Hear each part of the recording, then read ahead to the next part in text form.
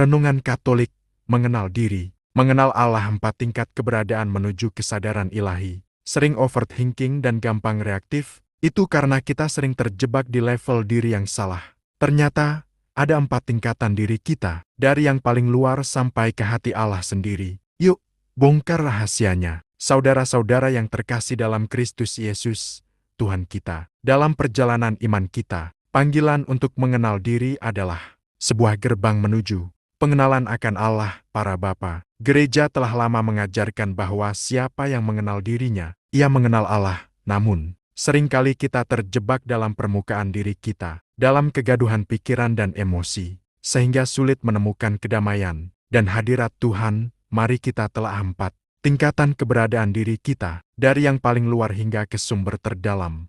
1. Pentingnya akal dan kesadaran melampaui reaktivitas. Mayoritas manusia hidup dalam keadaan banyak pikiran, khawatir, dan tidak menemukan solusi daripada berpikir menggunakan akal budi yang diterangi iman untuk mencari solusi. Ini membuat kita cenderung reaktif daripada responsif. Orang yang reaktif, perilakunya didorong oleh faktor luar, dipicu oleh perkataan orang lain, situasi yang tidak menyenangkan, atau ekspektasi duniawi dan cenderung tidak bahagia. Sebagai umat Kristiani, kita dipanggil untuk menggunakan akal budi kita sebagai anugerah Tuhan. Akal budi yang diselaraskan dengan iman dan dibimbing oleh Roh Kudus, memampukan kita untuk tidak hanya mengamati masalah, tetapi mencari solusi yang sesuai dengan kehendak Allah. Kita diajak untuk tidak sekadar banyak pikiran yang membebani, melainkan untuk berpikir secara reflektif, kontemplatif, dan mencari hikmat ilahi.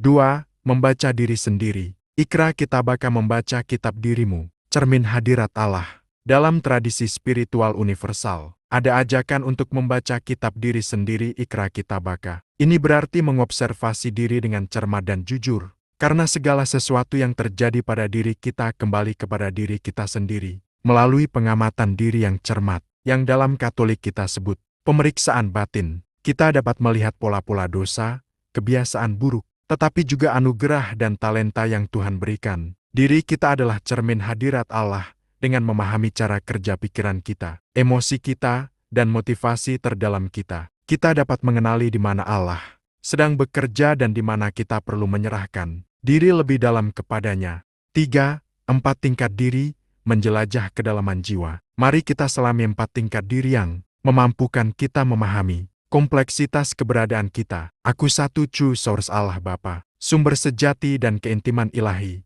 Ini adalah sumber tunggal yang sejati. Allah Bapa, Dia selalu dekat dengan kita, bahkan lebih dekat dari urat